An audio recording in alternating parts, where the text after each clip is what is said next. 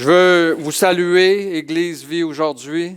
Je veux saluer ceux qui vont m'écouter au travers les réseaux sociaux, en ligne. Vous êtes les bienvenus.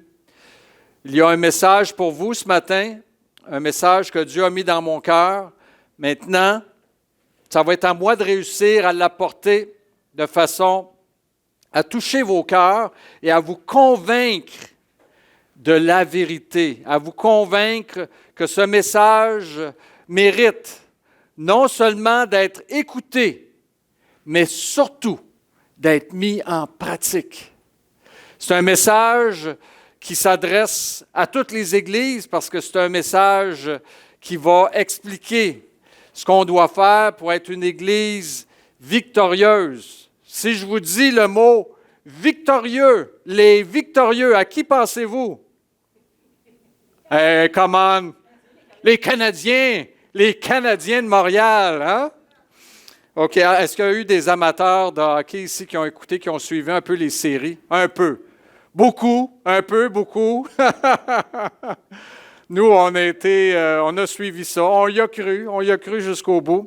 Alors, l'histoire des Canadiens de Montréal dans la course aux séries en vue d'une obtention à la finale de la Coupe Stanley est pleine de leçons à tirer pour les églises chrétiennes. Oui, monsieur, oui, madame. Premièrement, ce que je veux dire, c'est que les Canadiens de Montréal se sont qualifiés de justesse pour les séries, n'étaient même pas favorites pour gagner selon les experts. Et son parcours devait s'arrêter au premier tour des séries. Hein. On se souvient, là, les Canadiens, vraiment, là, on n'y croyait pas du tout.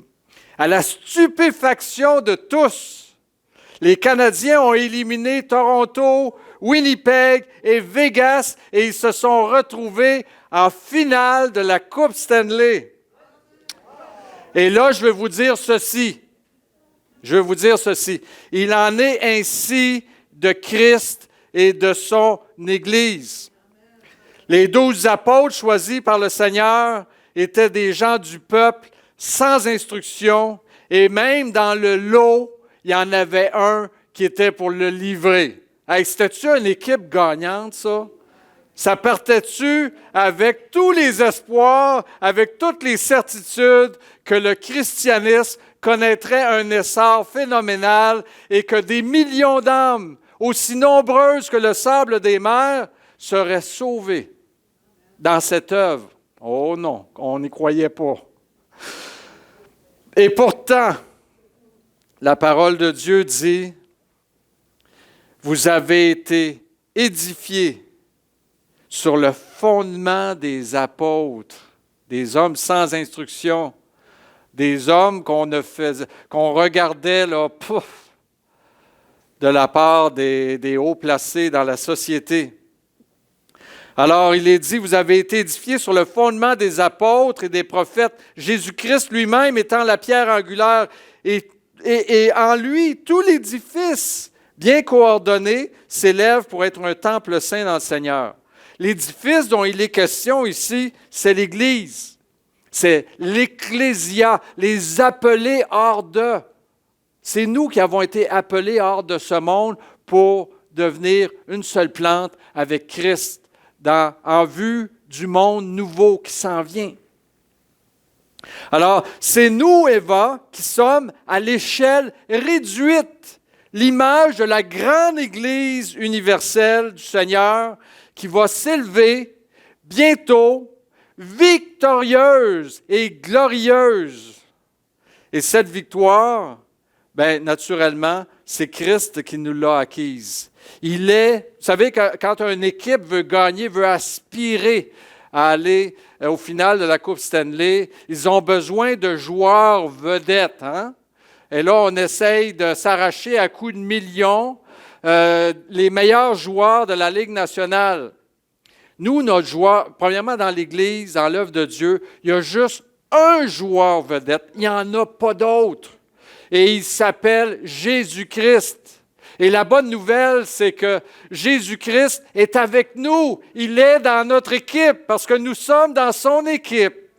Et tout le monde est invité à faire partie de son équipe.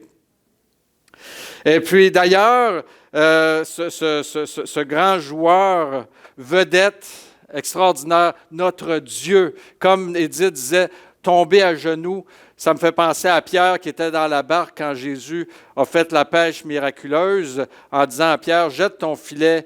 Et puis quand il y avait tellement de poissons, là, Pierre a bien vu qu'il y avait du surnaturel. Là, il a bien vu, oh Seigneur, là, il est tombé sur sa face et il dit, retire-toi de moi, je suis un pécheur. Là, ce n'est pas un pêcheur de poissons, je suis un pécheur. Et toi, là, hein? Il n'y a pas un homme pécheur. Il n'y a que Dieu pour faire ça. Déjà, là, Pierre avait cette sensation, ce sentiment, Jésus, notre Seigneur, notre Sauveur, notre Dieu, notre seul joueur vedette. Et la parole de Dieu, d'ailleurs, dit, par rapport à notre élévation grâce à lui, à notre victoire et à notre gloire à venir grâce à lui, il est dit que Christ a aimé l'Église. Alors, il a choisi, tu sais, c'est le joueur vedette, c'est le seul joueur vedette de l'univers, puis lui, il a choisi, il n'a pas choisi les anges, il n'a pas choisi quelque chose de glorieux, il nous a choisi nous, il nous a aimés, il nous a voulu, il a voulu faire partie de nous, il s'est incarné, puis il est venu nous chercher, nous. Et la parole de Dieu dit, Christ a aimé l'Église et il s'est donné lui-même pour elle afin de la conduire à la sainteté après l'avoir purifiée et lavée par l'eau de la parole, afin de faire paraître devant lui. Voyez la grande victoire que Jésus nous obtient, afin de faire paraître devant lui cette Église glorieuse, sans tache, ni ride, ni rien de semblable, mais sainte et irrépréhensible. Rien de moins, frères et sœurs, rien de moins que ça. Ça, c'est la victoire. Ça, c'est la gloire. Ça, c'est l'équipe gagnante grâce à Christ. Et c'est comme ça qu'on va paraître. Quelle victoire à venir, malgré les apparences pour l'humanité, parce qu'aux yeux de l'humanité, quand on nous regarde comme quand on regardait les apôtres, comme quand on regarde les gens de rien. Hein? Comme Paul dit, nous sommes les, comment disait-il, les résidus de ce monde. En fait, on n'est rien face au monde. On a peu de considération et pourtant, nous sommes destinés à la victoire. C'est pour ça que je vous dis, ce que réveille le parcours des Canadiens de Montréal dans mon cœur, c'est l'image de l'Église qui part de rien et qui arrive à la victoire. Et c'est l'histoire du christianisme. Les chrétiens n'ont jamais été vus par le monde comme des victorieux, n'ont jamais été vus comme l'équipe gagnante avec laquelle on veut se joindre. Et aujourd'hui, comme depuis le début du christianisme, l'Église de Christ n'a pas l'extérieur d'une organisation victorieuse et glorieuse. Non, mais regardons-nous. Peu importe l'Église, peu importe qu'elle est grande, là, qu'on peut dire « Wow, hey, eux autres, ils ont les moyens. » Mais l'Église, c'est des hommes et des femmes on est des pécheurs, on est limités, on est, faut le dire, là, faut se voir tel qu'on est avec humilité, là. Et puis, c'est comme ça que les gens du monde nous voient. On n'a pas l'extérieur d'une organisation victorieuse et glorieuse. Et d'ailleurs, Paul le soulignait dans Corinthiens lorsqu'il dit « Considérez, frères, que parmi vous qui avez été appelés, on ne trouve que peu de sages, selon les critères humains, peu de personnalités influentes, peu de membres de la haute société. Mais Dieu, c'est le plan de Dieu qu'il en soit ainsi. Mais Dieu a choisi les choses folles du monde pour confondre les sages. Dieu a choisi les choses faibles du monde pour confondre les fortes. Et Dieu a choisi les choses viles du monde et celles qu'on méprise, celles qui ne sont point, pour réduire à néant celles qui sont, afin que nulle chair ne se glorifie devant Dieu. Ça, c'est le plan de Dieu. Et j'ai une bonne nouvelle pour vous. Tout ce que Dieu nous demande, à nous, son équipe, c'est juste la persévérance. Persévérer. Continuez à courir et courez jusqu'à la fin dans la vocation qui vous a été ouverte. Ne vous laissez pas arrêter dans votre course. Persévérez. La victoire, nous l'aurons, n'en ayez aucun doute. Ce que Dieu a annoncé, il le fera. Donc, une grande leçon de l'équipe des Canadiens, moi, c'est la plus grande que je retiens. Je sais que je capte les amateurs du Canadien ici, à ce moment-ci. Cette équipe, c'est une des raisons pour laquelle ils se sont rendus aussi loin. On ne parlera pas des fantômes du forum, là, les vieux fantômes du forum, parce que des fois, ils ont eu de la chance, il faut l'admettre à un moment donné. Mais oui, ça en prend un petit peu.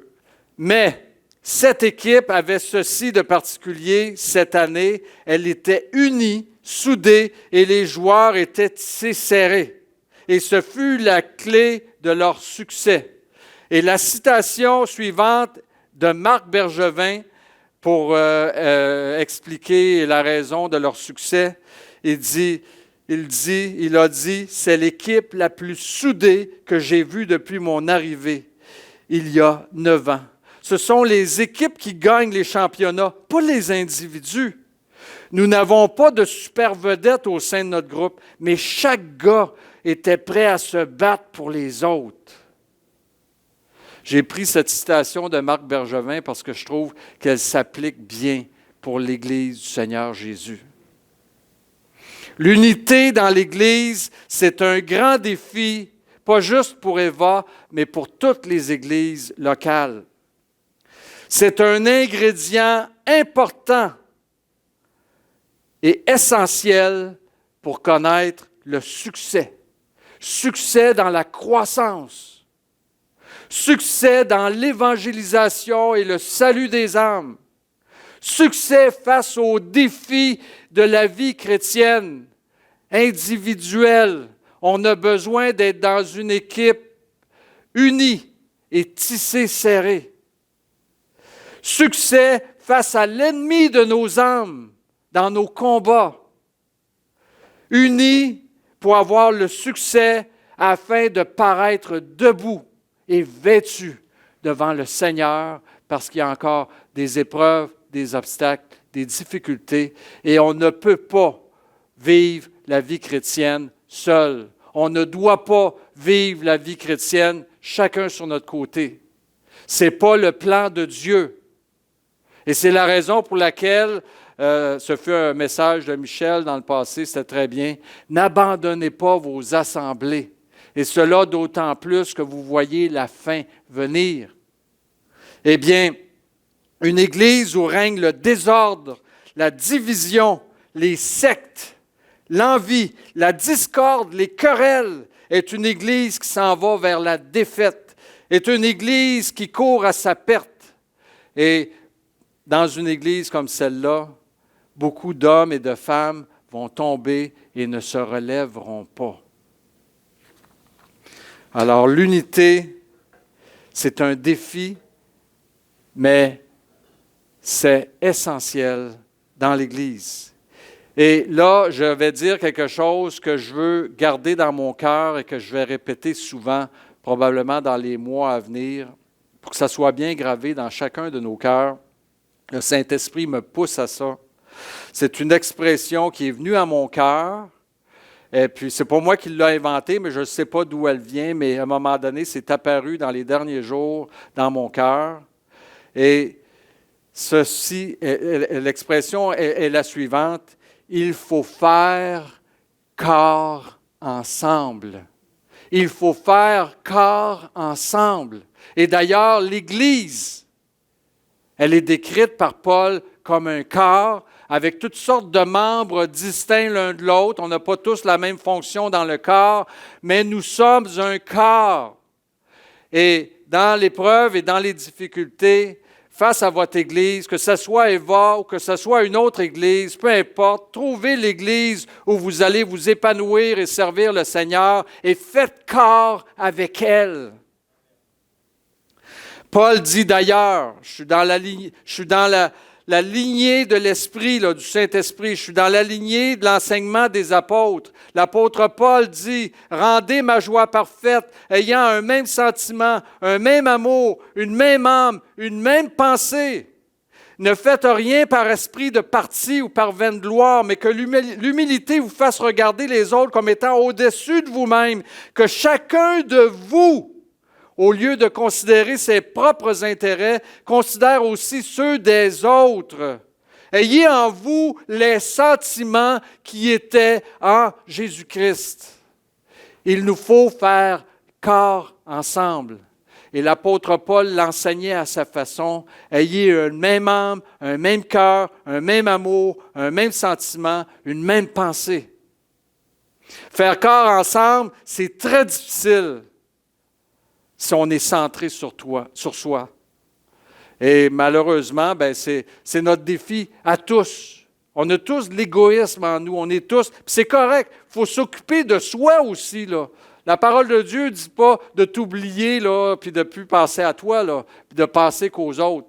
C'est correct de s'occuper de soi, mais aussi, il faut garder une place pour les autres. Il faut garder une place dans notre vie pour les autres. Et je rends grâce à Dieu pour tous ceux qui, à Eva, ont une place encore pour leurs frères et pour leurs sœurs, puis qui savent tendre leurs mains, qui savent prendre du temps pour les autres, pas juste pour eux-mêmes. Parce que ça fait partie des... Tu sais, on ne peut pas être juste en parole, dire « Hey, moi, je fais corps avec l'Église. Moi, je fais corps avec mes frères et mes sœurs. » Mais quand c'est le temps d'intervenir pour aider, pour secourir, pour appeler quelqu'un, pour encourager, pour peu importe le besoin qui apparaît dans l'Église, bien là, on n'a jamais le temps, on n'est jamais là, puis on oublie, puis on n'y pense pas parce qu'on est trop tourné vers soi. Alors, faire corps, c'est important, c'est un défi, et ça exige et nécessite la bonne volonté de chacun d'entre nous, une volonté, un désir de chacun d'entre nous, et ça demande aussi un bon leadership de la part des pasteurs. C'est sûr que si vous voyez votre pasteur le faire, vous allez le faire. Mais il y a des églises où les pasteurs sont très froids, très tournés et centrés juste vers leur ministère. Bien, ça amène les membres à faire pareil, à être froids puis tournés vers eux-mêmes. Alors, on a un rôle aussi, on n'est pas parfait, vous n'êtes pas parfait, mais on doit faire un effort. Tous les moments victorieux d'Eva, les périodes où le succès a été au rendez-vous, où Eva a connu un impact dans sa région pour consoler, aider, accueillir et conduire des âmes à Christ, toutes les fois où Eva a surmonté avec succès les épreuves et les obstacles sur sa route, furent des périodes où les participants d'Eva faisaient corps ensemble.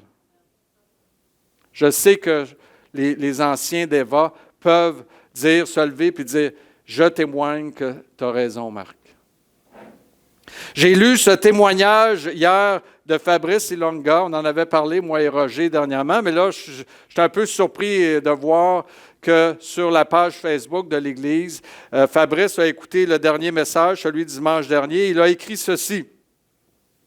Il a écrit « Je suis content d'écouter à nouveau Marc prêcher. Eva a été une vraie bénédiction pour moi, particulièrement vers 2014, lors de la fin de mes études dans mon bac. Je n'oublierai jamais votre apport dans ma vie. À tous, à Eva, je n'oublierai jamais votre apport dans ma vie. Que Dieu vous bénisse. Ce fut une période où ceux qui participaient à Eva faisaient corps ensemble. Ce n'était pas une question de nombre. On était moins nombreux qu'on est aujourd'hui. Là, regardez pas maintenant à cause du temps des vacances et toutes sortes de raisons, mais on est plus nombreux aujourd'hui qu'on l'était à ce moment-là. C'était une question d'unité. Quand les gens venaient parmi nous, ils sentaient cette unité, ils sentaient cette même pensée, cette même âme, ce même cœur, ce même amour. Et ça créait un impact. Jésus a dit, on vous reconnaîtra de par l'amour que vous avez les uns pour les autres, de par le fait que vous faites corps ensemble. Et je ne prêche pas ce message, je veux juste quand même mettre un bémol. Je ne suis pas musicien, là, mais je vais mettre un bémol. Je ne prêche pas ce message parce qu'il n'y a plus d'unité à Éva, là. Mais pour que chacun garde le cap de l'unité, pour pas qu'il y ait de dérapage à ce niveau, parce qu'on n'ignore pas les desseins de Satan qui cherche à ce qu'on se morde les uns les autres afin de se détruire, de détruire l'Église. C'est tout un défi de faire corps ensemble. Comment faire corps avec quelqu'un qui m'a offensé puis qui m'a blessé? Parce que veut pas, on s'offense puis on se blesse parfois. N'est-ce pas? Est-ce que j'ai raison? Comment faire corps avec quelqu'un qui n'a pas les mêmes opinions que moi? Comment faire corps avec quelqu'un qui n'a pas les mêmes valeurs que moi? Avec quelqu'un qui n'a pas la même éducation que moi? Comment faire corps avec quelqu'un qui parfois semble m'ignorer, me tourne le dos? Comment faire corps avec quelqu'un avec qui j'ai peu ou pas de relation ou pas de discussion sérieuse ou profonde? Je vais vous donner la solution. La solution à ce dilemme, elle est écrite ici. Pour faire corps ensemble, la solution, c'est de faire corps avec l'Esprit de Dieu.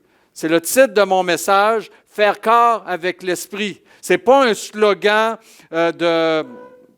c'est pas un slogan pour le corps, là, tu sais, là, d'entraînement, puis de gymnase, puis de mise en forme.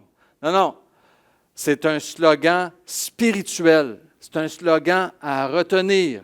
Pour faire corps ensemble, il faut d'abord et avant tout faire corps avec l'Esprit de Dieu. Si vous faites corps avec l'Esprit de Dieu, vous trouverez facile de faire corps même avec les plus grincheux de l'Église. Je vous le dis. Je vous le dis. L'Esprit va vous transformer. L'Esprit va vous rendre capable de tout. L'Esprit va vous rendre capable de supporter toutes choses et d'aimer malgré tout. Et je veux utiliser ce passage des Écritures, ça va être mon dernier passage de la parole aujourd'hui dans ce message. Donc, ce passage qui est à l'appui de ce que je vous dis. Ça vient de Galates. Galates 5. Frères, vous avez été appelés à la liberté. Seulement, ne faites pas de cette liberté un prétexte de vivre selon la chair, mais rendez-vous par la charité, serviteurs les uns des autres. Car toute la loi est accomplie dans une seule parole, dans celle-ci. Tu aimeras ton prochain comme toi-même. On s'aime soi-même. Vous savez comment vous vous aimez vous-même? Bien, il faut faire attention. Je ne veux pas rentrer dans la psychologie parce qu'il y en a qui ont une mauvaise estime d'eux-mêmes. Mais c'est-à-dire, on prend soin de soi quand même. Tu sais, on s'occupe de soi, on veille sur soi. On essaye de survivre en se donnant le meilleur. Mais la parole de Dieu nous dit que la clé pour faire corps ensemble, elle est là. Toute la loi est accomplie dans une seule parole. Tu aimeras ton prochain comme toi-même. Aime les autres comme toi-même. Tu te pardonnes quand même quand tu fais des erreurs. Tu finis par te pardonner. Tu essaies de te pardonner. Mais mets le même effort à pardonner aux autres aussi, à ceux qui t'ont offensé. Alors, Paul continue en disant, « Mais si vous vous mordez et vous dévorez les uns les autres, prenez garde que vous ne soyez détruits les uns par les autres. » Et là, ça, c'est important, je l'ai mis en jaune parce que c'est la clé, c'est le point central du passage pour appuyer mon message. Paul dit, « Je dis donc, marchez selon l'esprit et vous n'accomplirez pas les désirs de la chair. Car la chair a des désirs contraires à ceux de l'esprit et l'esprit en a de contraires à ceux de la chair. Ils sont opposés entre eux afin que vous ne fassiez pas ce que vous voudriez. » Le passage de Galates 5, tout le chapitre de Galates 5, est un passage sur l'unité dans l'Église. Plusieurs ne retiennent dans ce chapitre que les fruits de l'Esprit, car le fruit de l'Esprit, c'est l'amour, la joie, la paix, la foi, la persévérance, etc. C'est beau, c'est quasiment romantique. Tu sais. Mais dans le fond, l'apôtre Paul n'a pas écrit tout ça pour arriver à sortir ce verset, cette ligne. Tout le chapitre 5, et Paul l'écrit dans le but de freiner une division évidente, un morcellement de l'Église à cause de personnes qui judaïsaient au sein de l'Église des Galates, puis voulaient implanter des nouvelles façons de faire qui sont contraires à l'enseignement de Christ. Alors, l'apôtre Paul, c'est la raison pour laquelle il dit « Si vous marchez selon l'Esprit, vous n'accomplirez pas les désirs de la chair. » Parce que si vous n'êtes pas capable de faire corps ensemble, c'est parce que vous marchez selon les désirs de la chair et non pas selon les désirs de l'Esprit.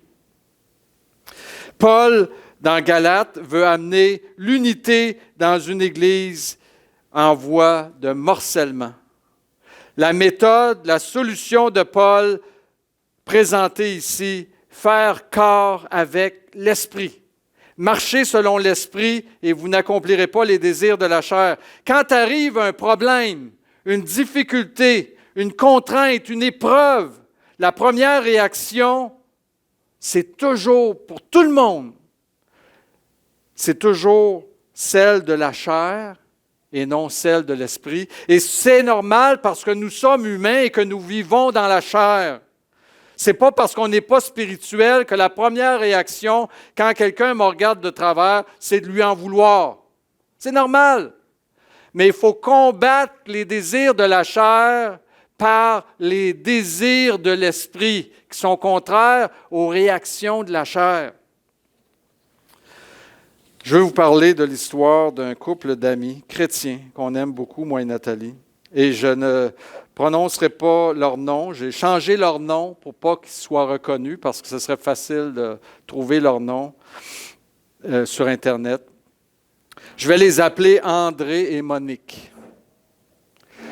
Un jour, eux, ils avaient un immeuble locatif, vraiment un super bel immeuble. Ils étaient très fiers. Lui, c'était sa perle. Il pouponnait son immeuble. Et puis, un jour, et dans une municipalité d'envergure, ce n'est pas un petit village, c'est une municipalité du Québec très connue et d'envergure. Et un jour, il reçoit un avis d'expropriation de la ville pour une petite parcelle de terrain, parce que la ville voulait élargir le pont, puis à cause de toutes les normes, ils étaient obligés d'exproprier certains terrains, mais des petites parcelles seulement, là, pas quelque chose de gros. Là. Et le couple d'amis n'ont pas aimé ça. Puis c'est la première réaction, c'est « Hey, eux autres, là, ils veulent nous exproprier, puis ils n'ont pas le droit, puis tatati, tatata. » Et ils sont partis en guerre contre la municipalité aux yeux de tous. Ça a été public. Et malgré l'avis de frères et de sœurs qui leur ont déconseillé d'agir ainsi, malgré des passages de la parole qui insistent sur l'importance d'être débonnaire, de ne pas combattre pour les biens de ce monde, hein, si quelqu'un veut ta chemise, donne-lui aussi ton manteau, ou vice-versa. Alors, ils sont allés en cours, ils ont perdu, et ils ont eu pour résultat une belle page de journal qui titrait avec leurs photos. En gros, le couple avec le nom de famille, amèrement déçu. Dans toute l'histoire, là, ça n'enlève pas leur salut. Là. Ça n'enlève pas que c'est un frère, une sœur. Quand je vais les voir, là, je vais les serrer dans mes bras, je les aime. Mais est-ce que c'était obéir à l'esprit ou obéir au désir de la chair? Et quels ont été les résultats? Il n'y a pas eu de gloire pour Dieu dans tout ça. Il n'y a pas eu d'édification pour les frères et les sœurs, pour l'Église. Il n'y a pas eu de conversion. Il n'y a pas eu de confirmation que l'Évangile est un évangile de paix, puis que les chrétiens ont un évangile de paix, puis qu'il mérite d'être écouté. Il n'y a rien eu de tout ça. Il y a eu des perdants sur toute la ligne. J'ai moi-même eu à faire face dernièrement aux autorités de la ville de Magog concernant un immeuble locatif suite à la plainte non fondée. Moi, je dis non fondée d'un locataire sortant qui voulait me faire du tort. Et ma première réaction, vous ne voulez pas la savoir. C'est la réaction de la chair. Mais c'était celle, entre autres, de ne pas collaborer avec la ville de Magog. Mais moi et Nathalie, on a prié à plusieurs reprises, on a consulté le Seigneur dans sa parole. Et croyez-moi, les désirs de l'esprit ne sont pas les désirs de la chair. Ils sont contraires. Alors, savez-vous ce qu'on a fait? Bien, on s'est soumis aux autorités. De bon cœur, avec douceur. On a répondu à toutes leurs exigences, et etc., etc. Alors, je vous donne 2 exemples, mais il y a plein d'exemples dans vos vies. Vous pourriez témoigner de dire, c'est vrai, il m'est arrivé telle chose, puis ma première réaction, oh, qui n'était pas belle. Mais attention, on ne doit pas persévérer à se soumettre aux désirs de la chair. Il y a des personnes qui sont en Christ et qui obéissent dans certains domaines de leur vie aux désirs de la chair et non aux désirs de l'esprit. Attention, celui qui va en souffrir au final, c'est la personne qui obéit aux désirs de la chair. Dans l'Église, la réalité, c'est que dans une Église, il n'y a pas de place pour les désirs de la chair. Malheureusement, ce n'est pas la réalité. Et il y en a qui sont faciles à voir venir. Par exemple, ceux qui ne voient que des problèmes dans une Église, mais qui ne sont jamais capables d'apporter de solutions. Ceux qui se plaignent et qui murmurent continuellement. Ceux qui critiquent l'Église, qui critiquent les autorités de l'Église, ou ceux qui exercent des fonctions au sein de l'Église, peu importe quelle elle est. Ça mine le moral. Et je vais vous dire, savez-vous pourquoi le peuple de Dieu, dans l'Ancien Testament, a été pendant 40 ans dans le désert? Pardon? À cause des gens qui murmuraient. Ce n'est pas tout le monde qui murmurait, mais tout le monde a payé pour les gens qui murmuraient, puis qui se plaignaient, puis qui chialaient, puis qui ne croyaient pas. Dans le fond, derrière tout ça, il y avait une incrédulité. Moi, quand je vois un frère ou une sœur qui ont des difficultés, des problèmes, ou qui m'offensent, ou peu importe, je prie pour eux. La première des choses, je prie pour eux. Et je crois que le Seigneur va mettre sa main pour eux. Et moi, comme pasteur, parfois, je suis même obligé d'intervenir et de donner une parole pour dire là, tu sais, la parole de Dieu, le désir de l'esprit, ce n'est pas ça. Ça, c'est le désir de la chair. Obéis à l'esprit et non à la chair pour le bon ordre de l'Église et pour qu'on puisse faire corps ensemble. Et savez-vous qui est le grand auteur de la Bible? Savez-vous qui est le grand auteur de la Bible? Oui, c'est Dieu. Et plus précisément, le Saint-Esprit. L'apôtre Pierre dit, car ce n'est pas par une volonté humaine qu'aucune prophétie de la parole, qu'aucune écriture a été apportée, mais c'est poussé par le Saint-Esprit que des hommes ont écrit de la part de Dieu. C'est poussé par le Saint-Esprit. Alors, l'apôtre Paul nous dit, marchez selon l'Esprit. Comment marcher selon l'Esprit? Où trouver le conseil de l'Esprit?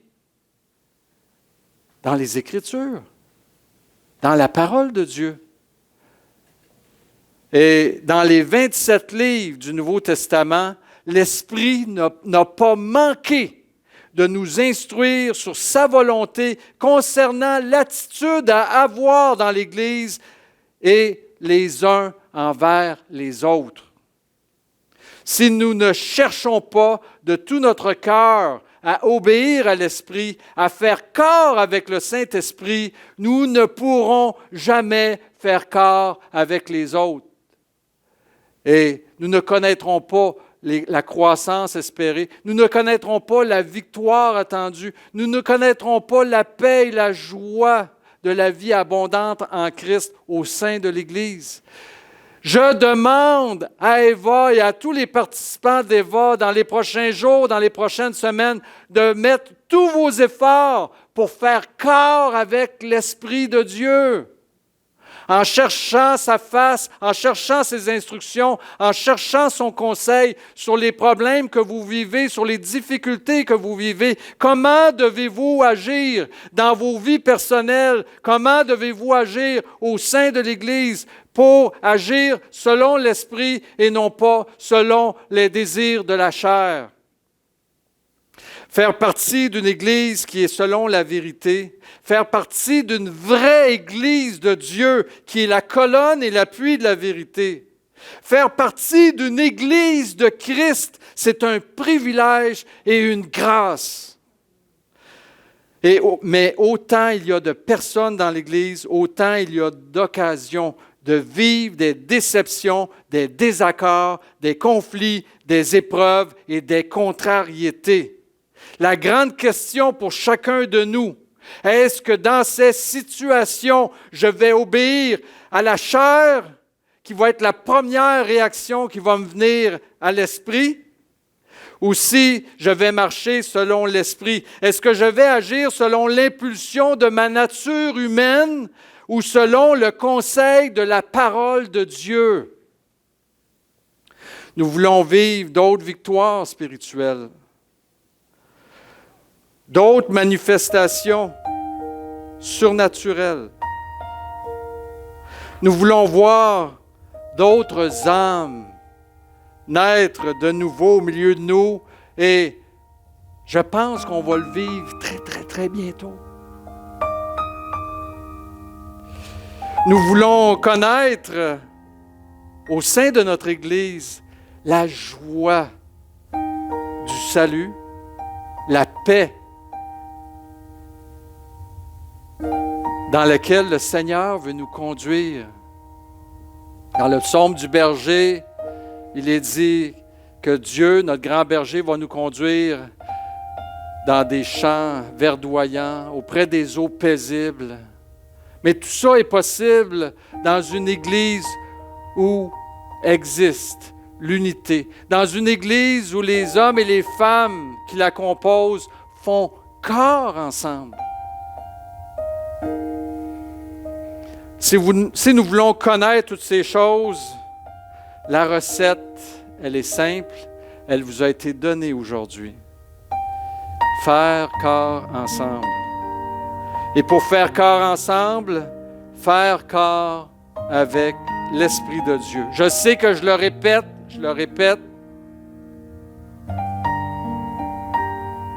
mais c'est une grande vérité que Dieu a mis dans mon cœur. C'est une grande vérité que je veux aussi déposer dans le vôtre. Marchons selon l'Esprit, selon le conseil de sa parole, dans tous les aspects de notre vie. Tentons de marcher selon l'Esprit. Et nous marcherons contre toute attente de la part des hommes qui nous regardent dans le sentier de la victoire. Nous porterons du fruit qui demeure. Nous verrons Christ briller au milieu de nous et sa grâce agir puissamment en nous. Le prix de la victoire de faire corps ensemble et de faire corps avec l'Esprit est très grand. Que Dieu vous bénisse et vous guide dans ce chemin. Bonjour à vous qui nous écoutez en ligne. On veut vous revoir bientôt ici, en présentiel, à l'Église Vie aujourd'hui. Que Dieu vous bénisse.